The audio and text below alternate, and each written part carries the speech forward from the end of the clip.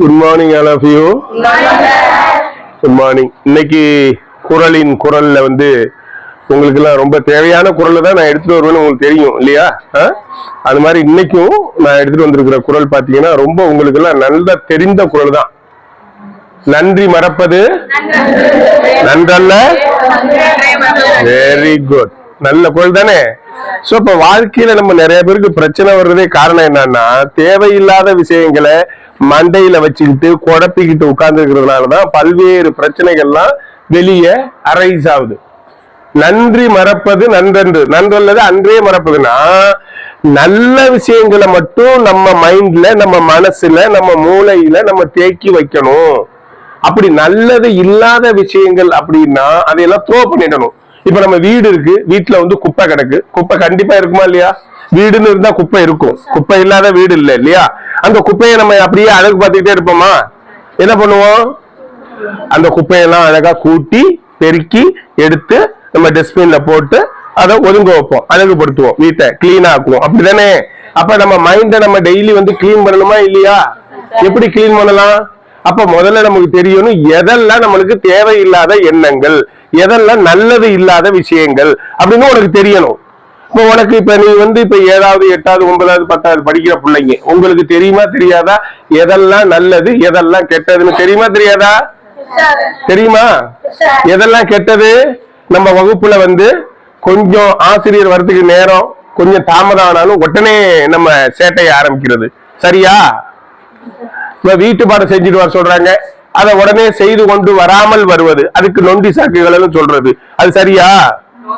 Friends ஏதாவது ஒரு வார்த்தைய அவங்க கிராமத்து அந்த பின்புலத்துல பேசக்கூடிய ஒரு தேவையில்லாத ஒரு கொச்ச வார்த்தையை பயன்படுத்துறான், அதை புடிச்சுக்கிட்டு நம்மளும் நம்ம ஃப்ரெண்ட்ஸ் கிட்ட அந்த மாதிரி கொச்ச வார்த்தையை பேசுறது, அது சரியா? அப்புறம் முன்னாடி போற மாணவனை போய் காலை அப்படி தட்டி விட்டு அப்படி ஈஸியா அப்படி போகும்போது அப்படி தட்டி விட்டு போறது, அதெல்லாம் சரியா? அப்ப இங்கு அப்படி அடிக்கிறது, அது சரியா? இப்படி நிறைய நான் சொல்லலாம். எப்படி ஆசிரியர் சாருக்கு எப்படி இதெல்லாம் தெரியும்? நம்ம பண்ற வேலையெல்லாம் கரெக்டா சொல்றாரு அப்படின்னு ஒரு சில பேருக்கு மைண்ட் வாய்ஸ் ஓடிக்கிட்டு இருக்கு இல்லையா? நாங்களும் உங்க பருவத்தில இருந்துதான் பெருசா வளர்ந்து இங்க வந்திருக்கிறோம் அப்படிங்கறத நீங்க உங்க மனசுல நினைச்சு வச்சுக்கணும், நீங்க மறந்துடக்கூடாது. அதனாலதான் இன்னைக்கு நன்றி மறப்பது, அதாவது நல்ல விஷயங்களை மைண்ட்ல எப்பயுமே வச்சுக்கணும். இப்ப ஒரு கடவுள், தெய்வம், இல்ல நம்ம அம்மா, பெரியவங்க, சோ நல்ல விஷயம், ஆசிரியர்கள் சொல்லப்பட்ட, இப்ப அறிவியல் பாடத்தை படிக்கிறோம்னா அதுல ஒரு கியூரியாசிட்டியோடயே நம்ம படிக்கணும். நீ இன்னையில ட்ரை பண்ணி பாரு, அது நல்ல விஷயம். இப்ப கணக்கு படிக்கிறேன்னா அந்த கணக்கை நம்ம வாழ்க்கையோடு இணைச்சு நம்ம மெஷர் பண்ணி அப்படி படிக்கணும். அப்படி படிச்சு பாரு, உனக்கு இன்ட்ரெஸ்ட் ஆட்டோமேட்டிக்கா வரும். இப்ப ஆங்கிலம் படிக்கிறீங்கன்னா அந்த ஆங்கிலத்தை ஏதோ ஒண்ணு அப்படின்னு சொல்லிட்டு படிக்காம அந்த ஒரு வாக்கியத்தை பல முறையில நீ பேசி பார்க்கணும். ஒரு உதாரணத்துக்கு நான் சொல்லட்டுமா? இப்ப நம்ம நாட்டுல உள்ள சிலைகள் எல்லாம் இருக்கு இல்லையா? எல்லா சிலைகள்லையும் காகம் தான் உட்கார்ந்து இருக்கு, பாக்குறோமா இல்லையா? அறிஞர் அண்ணா சிலை அங்க இருக்கு, காமராஜர் சிலை இருக்கு, எம்ஜிஆர் சிலை இருக்கு, கலைஞர் சிலை இருக்கு, இருக்கா இல்லையா? எல்லா சிலையும் காகம் அமர்வதற்கான ஒரு இடமாக இருக்கிறது.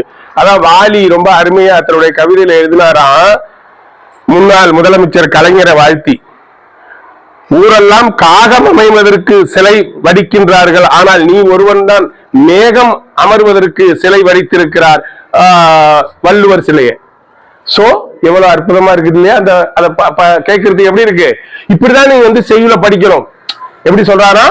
எல்லோரும் காகம் அமர்வதற்கு சிலை வடித்துக் கொண்டிருக்கும் பட்சத்தில் நீ ஒருவன் தான் மேகம் அமர்வதற்கு சிலை வடித்திருக்கிறாய். எவ்வளவு அழகான ஒரு வாக்கியம் பாருங்க, கவிதை பாருங்க. இதுதான் நீ செய்யுள் படிக்கும் போது, மொழியை படிக்கும் போது இப்படி என்ஜாய் பண்ணி படிக்கணும். இந்த மாதிரி நல்ல விஷயங்களை உன்னுடைய மனசுல நீ ஓட்டிக்கிட்டே இருக்கணும். அப்ப ஆட்டோமேட்டிக்கா உன்னுடைய வெற்றி அபரிவிதமா வரும், உன்னுடைய ஆற்றல் அபரிவிதமா வரும், உன்னை அறியாமலே அது வெளிப்படும். இதை உணர்ந்து கொண்டால் உன் வெற்றி உன் கையில். நன்றி, வணக்கம்.